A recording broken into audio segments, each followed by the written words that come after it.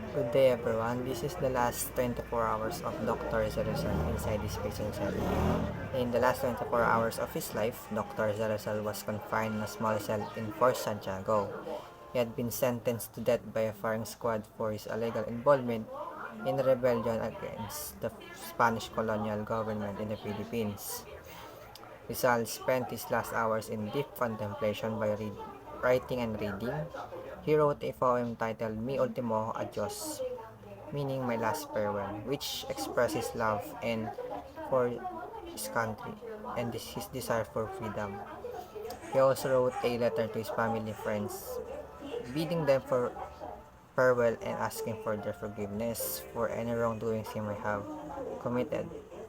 And during his confinement, si Rizal ay nakatanggap ng bisita mula sa kanyang pamilya, mula sa kanyang kaibigan, and also even some Spanish officials who were sympathetic to his cause.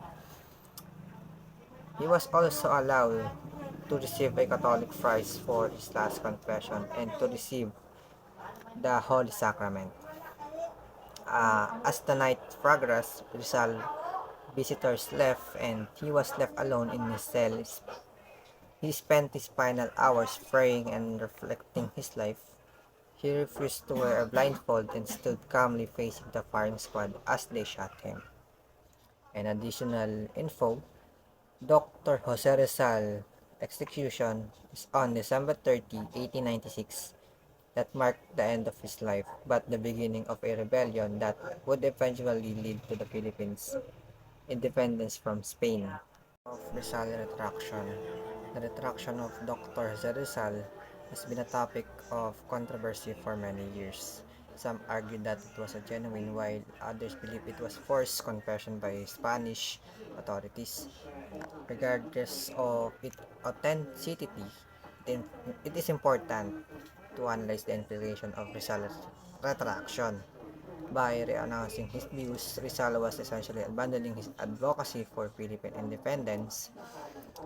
This was a blow to the national movement, which was gaining momentum at that time. Moreover, Rizal's retraction has been used to discredit his legacy as a Filipino hero. Some have argued that his action undermined his patriotism and that he was ultimately a Spanish sympathizer. However, it is worth noting, noting that Rizal's retraction was not an isolated incident.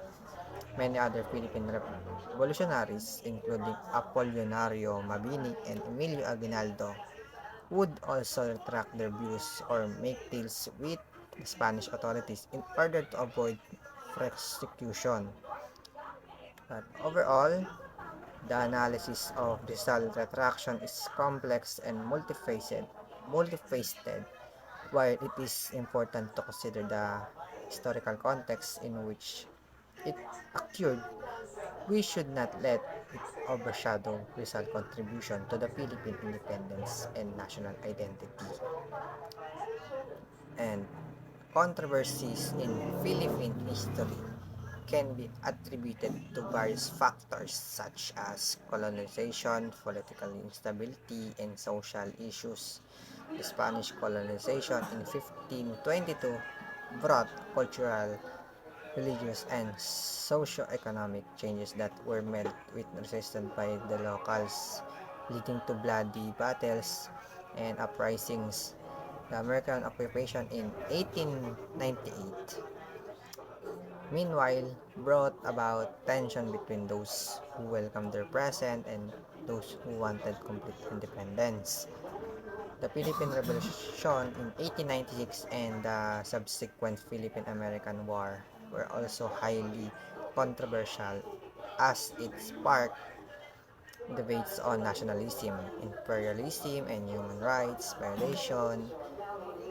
Political instability, particularly during the Marcos regime, also led to several controversies such as martial law, the declaration of new society, and the assassination of Ninoy Aquino.